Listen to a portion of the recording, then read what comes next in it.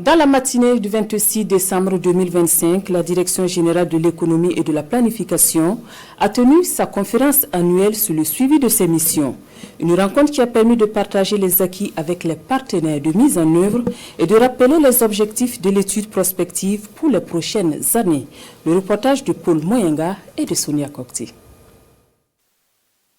La Direction générale de l'économie et de la planification, dans sa mission d'appui à l'élaboration des politiques publiques, enregistre pour 2025 un bon nombre d'acquis. Des réalisations axées notamment sur le cadrage macroéconomique, l'élaboration des stratégies et plans d'action des ministères.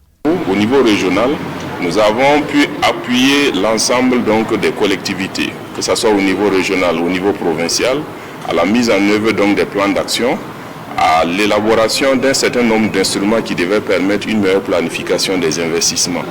Et de notre mandat également au niveau national, nous avons en charge la coordination du suivi de l'ensemble des projets et programmes de développement. Au niveau international, nous avons assuré le suivi et le rapportage de la mise en œuvre des objectifs internationaux de développement à travers l'agenda 2063 de l'Union africaine et bien sûr les objectifs de développement durable.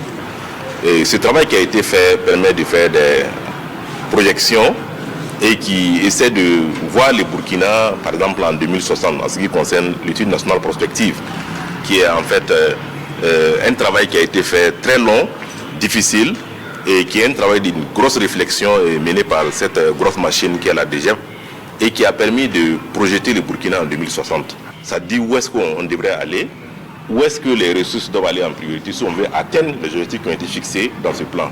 Dans le cadre de l'étude nationale prospective Burkina 2060, de grandes orientations sont déterminées en vue de guider le développement du Burkina sur la scène mondiale.